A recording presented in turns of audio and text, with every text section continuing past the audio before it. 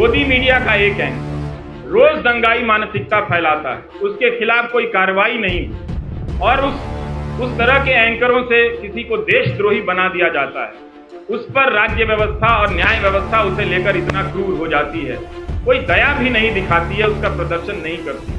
उनके धर्म का नाम का धर्म कुछ और निकल आया, नहीं तो पता नहीं वो एंकर उस घटना के बहाने समाज में कितनी जहर और कितना आग फैला दिया और किस तरह के खेल खेले जा रहे हैं इस तरह से। तो इन बातों को देखना है, समझना है कि उमर खालिद एक बहुत बड़ी साजिश का शिकार हुआ है, जिसके तहत तंत्र ने अपना पहला परीक्षण किया कि क्या किसी निर्दोष छात्र को इस तरह से चिन्हित कर, देशद्रोही बताकर, उसे एक तरह से देश के लिए खतरे के रूप में प्रोजेक्ट कर उसे जेल की सलाखों के पीछे भेजा जा सकता है। उन एंकरों को कुछ नहीं होता जो दिन रात दंगा फैलाते, दिन रात अनाप शनाप दूसरे समुदाय के बारे में कहते हैं, लेकिन दंगा भड़काने के आरोप में एक पीएचडी के छात्र को सलाखों के पीछे भेज दिया गया। 1000 दिन हो गए, न तो ट्रायल शुरू हुई न जमानत मिली।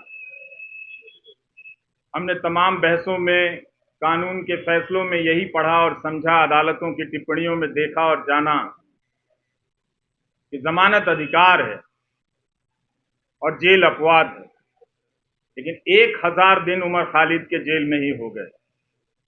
और आज आप सभी जो भी इस मौके पर यहां जमा हैं, जिन्होंने ट्विटर पर लिखा है और आप सबके सैकड़ों मोबाइल फोन के जरिए जो लाइव लोग देख रहे हैं, उन सब ने एक बहुत बड़ा काम किया है। पूरी कोशिश यही है कि उमर खालिद की लड़ाई भुला दी जाए, लेकिन आप सब ने आकर जता दिया कि लड़ाई भुलाई नहीं जा सकेगी। उसकी अकेले की लड़ाई अंदर की है, लेकिन बाहर भी आप उसकी यातनाओं को जो वो झेल रहे हैं उसे आप महसूस करते रहेंगे। हमने पिछले 9 सालों के दौरान राज्य की हिंसा करने की क्षमता को बदलते हुए देखा है। अब राज्य अपनी पार्टी, गोदी मीडिया और आईटी सेल के जरिए आप पर मानसिक हिंसा करता है, आपको बदनाम करता है। और इसकी शुरुआत अगर ठीक तरीके से देखी जाए, संगठित तरीके से देखी जाए, तो उमर खालिद से होती है। जब वो अनजाने में उन टीवी चैनलों के स्टूडियो में चले गए इस उम्मीद में कि इन चैनलों के जरिए किसी की बात रखी जाती है, किसी का पक्ष रखा जाता है, मगर जब तक वो जाते तब तक चैनलों ने अपना रुख हमेशा हमेशा के लिए आने वाले 10-12 साल और न जाने और कितने साल के लिए बदल लिया था। तो उस गोदी media IT cell political party के जरिए एक पीएचडी के छात्र को देशद्रोही के रूप में स्थापित कर दिया गया। समाज की नजर में उसे कमजोर कर दिया गया, जो पहले से ही कमजोर था। हमारी आपकी तरह पढ़ने लिखने वाला एक लड़का था जो नहीं जानता था कि उसके पीछे इतनी तैयारी से सिस्टम ने हमले के सामान जुटा लिए। दूसरा तरीका राज्य ने अपनी हिंसा का ये बदला, ये आप सभी जो सुन रहे हैं उसे समझना भी चाहिए कि पहले राज्य कानून की धाराओं की आड़ में छिपकर हिंसा करता था, लेकिन अब हिंसा करने के लिए वो कानून बनाने लगा है ताकि वो खुलकर हिंसा कर सके। ये बदलाव आया है और आज राज्य, हम सब देख रहे हैं, सिर्फ उमर खालिद नहीं है, शोमा सेन भी हैं भीमा कोरेगांव केस में 5 साल से अंडर ट्रायल है। जब बड़े बड़े न्यायाधीशों को अंडर ट्रायल के बारे में बोलते हुए सुनता हूं, तो मुझे लगता है कि यही 2-4 केस उन्हें भी नजर नहीं आते होंगे, या उन्होंने भी अपनी सुविधा के हिसाब से इन कुछ केस को देखना सुनना बंद कर दिया है, इस तरह से कि ये केस छोड़कर बाकी और केस पर बोला जाए। तो कभी भी सबके सामने में है, सुप्रीम कोर्ट ने तमाम टिप्पणियां की है जमानत को लेकर, सबके सामने ये बात है, मगर कभी भी 1000 दिन तो सुनवाई चली है दिल्ली की निचली अदालतों में, बेतवा शर्मा ने लिखा है और कोई 400-300 दिन दिल्ली हाई कोर्ट में इस तरह से जमानत को लेकर सुनवाई चलती रही। इसके बाद भी जमानत एक इतनी मुश्किल उम्मीद इस लड़ाई में बनकर सामने आ गई। यही उम्मीद कर सकते हैं कि कभी कभी न्याय व्यवस्था की अंतरात्मा किसी रात को जगती होगी और जब जग जाएगी तो देखेगी कि कानून के हाथ लंबे नहीं, उस कानून के हाथ रंगे हाथ भी होते हैं। उसे नजर आएगा, वो बात समझ में आएगी कि क्या हो रहा है। हम सब ने यह भी देखा है कि मीडिया के स्पेस से उमर खालिद को धीरे धीरे पीछे की तरफ धकेल दिया गया, किनारे कर दिया गया, ताकि भुलाने की प्रक्रिया में तेजी आए। मैं अक्सर सोचता हूं कि जो लोग शुरू में बोला करते थे वो लोग आगे चलकर बोलने की प्रक्रिया से ऊब गए या उस प्रक्रिया के सहयात्री हो गए, जिसने ये तय किया है कि हम जब किसी के साथ इस तरह की यातना करेंगे, खूंखार धाराओं में उसे बंद कर देंगे तो उसे भूल जाना होगा, उसे उसके हाल पर छोड़ देना होगा। उमर खालिद की जितनी भी तस्वीरें आई इस दौरान, जहां भी छपी या चंद वीडियो में नजर आए, मैंने एक हंसता हुआ लड़का देखा, लेकिन उस हंसी को देखकर अपने भीतर उदासी भर जाती थी कि हंसी जो है वो अपने लिए नहीं, वो हम सब के लिए छोड़कर जा रहा है कि आप शायद अपनी जिंदगी में सामान्य होंगे। इस वक्त एक ओवल में फालतू का मुकाबला चल रहा है, इंडिया ऑस्ट्रेलिया के मैच में ट्वीट करके अपने आप को क्रिकेट प्रेमी जता रहे होंगे। जता सकते हैं, बिल्कुल अपनी जिंदगी जी सकते हैं और जिंदगी को उसी रोशनी और संगीत के साथ जी सकते हैं, मगर याद करने का जो फर्ज था नागरिकों का बहुत लोगों ने भुलाया और ये होते हुए हमने देखा। उनके लिए एक ऐसा विषय बन गया जिस पर लिखना, जिस पर बोलना राज्य से टकराने के जैसा हो गया। वो अपना हिम्मत हारने लगे। लेकिन यहाँ आकर यही लगा कि शायद मैं उन 2-4 लोगों की परवाह कर रहा था। आप 1000 लोगों को, सैकड़ों लोगों को नहीं देख रहा था जो आप राज्य से लड़ रहे हैं। राज्य कई तरह के सेंसर लगा रहा है, लेकिन फिर भी आप बातों को पहुंचाने के लिए अपने कैमरे हाथ में थाम कर उठाकर खड़े हैं। ये बहुत बड़ी बात है। मैं याद करना चाहता हूं उमर के साथ आज बेतवा शर्मा को भी, जिन्होंने दिल्ली दंगों के मामले में शानदार रिपोर्टिंग की, आज भी की है बेतवा ने, और पहले भी सफूरा के मामले में उन्होंने शानदार रिपोर्टिंग की, और जिसकी वजह से लोगों ने जाना कि नताशा नरवाल, देवांगना कालिता, इन सब के साथ क्या हो रहा है। इन्हें जमानत मिली, लेकिन उमर खालिद को जमानत नहीं मिली। हम इस केस के बारे में जिस तरह से आज बेतवा ने लिखा है कि दिल्ली पुलिस की गवाहियों में, उसकी दलीलों में कितने अंतर्विरोध, अंतर पाए गए हैं, ये सब डॉक्यूमेंटेड है।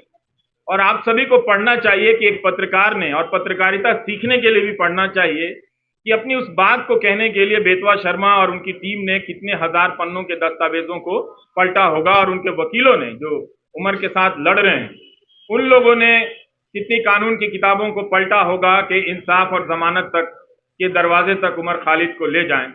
मगर लगता है कि वो दरवाजा, उस दरवाजे तक पहुंचने का रास्ता बहुत लंबा कर दिया जा रहा है, या शायद उमर खालिद के लिए ही बहुत लंबा है, या शोमा सेन के लिए बहुत लंबा है। स्टेन स्वामी के लिए तो वो दरवाजा कभी उस दरवाजे तक पहुंच ही नहीं पाए, इस दुनिया से चले गए। और भीमा कोरेगांव केस में क्या हो रहा है ये सब हम सब देख रहे हैं। नेहा मसीह ने कितनी बार, इन सब चीजों को याद करने की जरूरत है। वॉशिंगटन पोस्ट के जरिए रिपोर्ट की कि भीमा कोरेगांव केस में लोगों के कंप्यूटर में फर्जी फाइलें डाल दी गईं, जिससे उन्हें प्रधानमंत्री की हत्या की कथित साजिश के आरोप में आरोपी बनाया जा सके, और लोग इन धाराओं में, इस मामले में कई महीनों से जेल में हैं। इसलिए उमर को याद करना, उमर के साथ साथ इन तमाम मामलों में बंद कर दिए गए लोगों को याद करना भी है। और ये अच्छी बात है कि रोना विल्सन को कोई याद नहीं कर पाता है, शोमा सेन को कोई याद नहीं कर पाता है। वो कुछ बंदिशें लगी हैं, याद करने वालों ने अपने लिए कुछ कायदा चुन लिया है कि हम इन्हें याद करेंगे, इन्हें याद करने में ज्यादा सुरक्षा है, इन्हें याद करने में ज्यादा खतरा है, तो वो अपनी सुविधा के हिसाब से किसी को याद करते हैं, किसी को याद नहीं करते हैं। तो उसमें उमर खालिद की जगह अब भी ऐसी बनी हुई है, आप लोगों ने बना कर रखा है कि आप लोग उसे याद करेंगे, और जब भी उसे याद करेंगे उसके चेहरे के साथ साथ इन सभी चेहरों का चेहरा सामने आएगा। और आपके पिता SQR इलियासी जी, जब हम अपनी रिपोर्टिंग की दुनिया में कदम रख रहे थे तो आपके पास न जाने कितनी मर्तबा हम लोग अपने कैमरे को लेकर गए हैं, और एक जिम्मेदार नागरिक के तौर पर आपके बयान लेने के लिए मैंने आपकी चौखट पर तमाम बड़े मीडिया को देखा है, जो अब शायद आपसे दूरी बनाता होगा किसी एहतियात की चिंता में या किसी सरकार की चिंता में, वो जो भी है। लेकिन प्रेस क्लब की ये सभा आश्वस्त करती है कि राज्य के पास ताकत तो बहुत है, लेकिन आप लोगों के पास इरादे भी कुछ कम नहीं है। आप लोग याद कर रहे हैं उसे, इस 1000 दिन को आपने यूं खाली जाने नहीं दिया, याद करके बता दिया कि नाइंसाफियां जहां जहां दर्ज है हम उन्हें पहचानते रहेंगे, उनके बारे में हम लौटते रहेंगे और लोगों को बताते रहेंगे। हम और आप यही काम कर सकते हैं, इस उम्मीद में कि कभी ना कभी किसी का ईमान जागेगा, और ईमान जागता है और लोग उन फैसलों को पलट कर देखेंगे, उन गवाहियों को देखेंगे। दिल्ली पुलिस में भी बहुत सारे अच्छे लोग हैं, वो लोग समझेंगे कि उनके हाथ से किस तरह की नाइंसाफी हो रही है। उनकी रातों की नींद भी खराब होगी किसी वक्त में, जब वो खुद किसी नाइंसाफी के दौर से गुजर रहे होंगे, तो अपने द्वारा की गई नाइंसाफियों को याद तो करेंगे ही। हम सब याद करते हैं, वो भी इंसान है, वो भी याद करेंगे। लेकिन उमर खालिद के लिए लगता है कि सब कुछ एक कठोर दरवाजा बना दिया गया है, लकड़ी का ऐसा दरवाजा जहां इंसान नहीं खड़ा है, लकड़ी का कुछ लकड़ी की मूर्तियां ही बनी हुई हैं, वही फैसले ले रही हैं, उनका शायद दिल नहीं धड़कता है। हम कोशिश करते रहेंगे कि उमर खालिद के साथ जो मामला है उसको उठाते रहें, आप लोग बोलते रहें। बोलने के लिए बहुत जरूरी है कि इस केस के डिटेल में जाएं, जिस तरह से बेतवा शर्मा ने आज रिपोर्टिंग की है। इतनी बड़ी मीडिया की फौज है इस दिल्ली शहर में, पूरे देश की मीडिया को खत्म कर दिया गया कि दिल्ली में मीडिया है, क्योंकि नेशनल मीडिया है, वो राज्यों और जिलों की परवाह करता है। लेकिन अंत में ये नेशनल मीडिया भी खत्म हो गया, और आज आपके बीच उसकी मौजूदगी नजर नहीं आती। कोई हाथ उठाकर नहीं कह सकता कि हाँ वो यहाँ पर खड़ा है और उसके चैनल पर उसका लाइव प्रसारण हो रहा है। अगर कोई ऐसा है तो उसके लिए ताली बजा दीजिएगा, नहीं तो आप सब अपनी निष्ठा और अपने कर्तव्य निष्ठा के प्रति खुद ही ताली बजा लीजिए, आपके लिए तो कोई आएगा नहीं। इस धूप में आप लोगों ने इतनी मेहनत की है, बहुत बहुत शुक्रिया कि हम सब ने आज उमर खालिद को याद किया है। ट्विटर पर जिन लोगों ने लिखा है जो यहाँ नहीं आए हैं, उनकी सॉलिडारिटी को भी स्वीकार करना चाहिए, उसे भी मंजूर करना चाहिए, उसे भी एक तरह से उसकी पहचान होनी चाहिए। कैसे तमाम अनजान लोगों के जरिए भी ये बात दुनिया तक फैलती है कि एक नौजवान लड़के को, जिसकी PhD चार्जशीट से पहले अदालतें उसकी PhD पढ़ लें तो उसके बारे में नजरिया बदल सकता है, लोग देख सकते हैं कि वो एक छात्र के रूप में कैसा रहा होगा। उमर खालिद की दोस्त आकांक्षा अपेक्षा प्रियदर्शनी का मैं एक नोट पढ़ रहा था कि जब वो मिलने गई और उमर खालिद ने बताया कि कोविड के दौरान सुप्रीम कोर्ट के आदेश से कई लोगों को जेल से बाहर जाने की इजाजत दी गई, और जब वो लौट कर आए तो उन्होंने पूछा कि आप अभी तक यहीं हैं। मतलब उस महामारी में भी किसी को ये याद रहा कि इस एक कोई उमर खालिद है जिसे बाहर नहीं भेजना है। उस महामारी में भी उसकी पहचान याद रखी गई, उसकी निशानदेही को याद रखा गया। इस तरह की नाइंसाफियां जो एक आम कैदी को मिलनी चाहिए वो भी उसे नहीं मिलती नजर आ रही। ये बहुत चिंता की बात है, और जब तक ये है, अदालतों के मंच से बड़े बड़े न्यायाधीशों का बोलना हमें खाली सा लगता है, हल्का सा लगता है कि वे अंडर ट्रायल और अधिकारों की बात बहुत संजीदगी से करते हैं। कई बार ऐसा लगता है कि शायद वो बात कहने के लिए करते हैं, नहीं तो ये बात अपने फैसलों में ही पलट कर देख लेते कि जब सबके लिए वो फैसला हुआ था तो क्यों इस व्यक्ति के लिए, क्या वो व्यक्ति इतना ज्यादा खतरनाक है।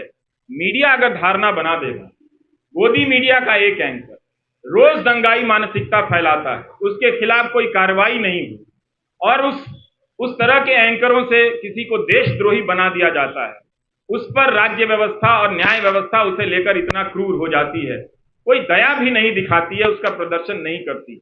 हमारे तमाम न्यूज चैनलों के एंकरों ने बुलंदशहर के मामले में क्या हाल किया आप सभी ने देखा। वो कल्पना कर लेते हैं मूर्तियां जिन्होंने खंडित की वो किस समुदाय के हों, वो रिपोर्टिंग अब नहीं करते। इसी तरह से उन्होंने उमर खालिद के बारे में कल्पना कर ली और उसे वास्तविकता में बदल दिया। ये तो गनीमत है कि वहां की पुलिस डिपार्टमेंट को ये बात समझ में आ गई कि कुछ खतरनाक चीजें हैं। वो अपराधी पकड़े गए और उनके धर्म का नाम का धर्म कुछ और निकल आया। नहीं तो पता नहीं वो एंकर उस घटना के बहाने इस समाज में कितनी जहर और कितना आग फैला दिया और किस तरह के खेल खेले जा रहे हैं इस तरह से। तो इन बातों को देखना है, समझना है कि उमर खालिद एक बहुत बड़ी साजिश का शिकार हुआ है, जिसके तहत तंत्र ने अपना पहला परीक्षण किया कि क्या किसी निर्दोष छात्र को इस तरह से चिन्हित कर, देशद्रोही बताकर, उसे एक तरह से देश के लिए खतरे के रूप में प्रोजेक्ट कर उसे जेल की सलाखों के पीछे भेजा जा सकता है। और ये उनका परीक्षण उमर खालिद के मामले को देखकर या भीमा कोरेगांव के केस को देखकर लगता है कि सफल हुआ। सत्ता ने लोक लाज की परवाह भी छोड़ दी है। सेन स्वामी के निधन के बाद भी उसे कोई फर्क नहीं पड़ा, किसी बात का कोई फर्क नहीं पड़ रहा। यही आज की सरकार का उसकी समझ है या उसकी पहचान है। हम सबको ये नोट करने की बहुत जरूरत है। उन एंकरों को कुछ नहीं होता जो दिन रात दंगा फैलाते हैं, दिन रात अनाप शनाप दूसरे समुदाय के बारे में कहते हैं, लेकिन दंगा भड़काने के आरोप में एक पीएचडी के छात्र को सलाखों के पीछे भेज दिया गया, जिसके मामले में ट्रायल शुरू नहीं हुई है और ना ही चार्जशीट वगैरह इन सब ये चीजें पेश हुई हैं, ना जमानत मिली है इस मामले में। तो हमें ये इस अंतर को पहचानना है कि कुछ लोगों को दंगा फैलाने की खुली छूट मिली हुई है, गोली मारने के नारे लगाए जा रहे हैं। वो कौन लोग थे जो इस कानून को लेकर आए और आज तक इस कानून को लागू नहीं कर सके? इस कानून को लागू करने के नियम तक नहीं बनाए गए, लेकिन 2019 के दिसंबर में आप जाकर देखिए लौटकर, तो इस तरह से सब कोई चिल्लाता था, चीखता था सरकार की तरफ से कि इस कानून को सूर्योदय से पहले ही लागू हो जाना चाहिए, ताकि दिन के निकलने से, सूरज के निकलने के साथ ही हम सब इसे लागू करें और देश को बचा लें। मगर अब उस कानून का नाम वो उन इलाकों में ही जाकर नहीं लेते। अब उस कानून का खौफ मणिपुर में भी पैदा हो गया है। वहां भी कुकी जनजाति के लोग इस बात से चिंतित हैं, घबराए हुए हैं कि क्या कहीं ऐसा होगा कि हमें भी एनआरसी की यातनाओं से गुजरना होगा। तो मणिपुर को लेकर देख लीजिए या दिल्ली दंगों को लेकर, जिसकी जवाबदेही तय होनी चाहिए थी गृह मंत्री की, उनकी जवाबदेही तय नहीं हुई, आज तक तय नहीं।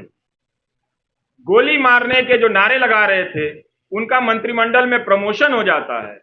सुप्रीम कोर्ट को कहना पड़ा दिल्ली पुलिस से कि ये जो नारे लगा रहे हैं वो मेडिकल प्रिस्क्रिप्शन नहीं है। इसके बाद भी जो व्यक्ति शांति की अपील करता रहा, शांति की बातें करता रहा, वो दंगों की साजिश के आरोप में जेल में इस तरह से बंद कर दिया गया है। तो इस 1000 दिन को आप याद रखें। ये 1000 दिन सिर्फ उम्र के नहीं हैं, ये 1000 दिन भारतीय नागरिक समाज, न्याय व्यवस्था की अफसोस के दिन भी हैं, उनके शर्म के भी दिन हैं। नमस्कार, थैंक यू।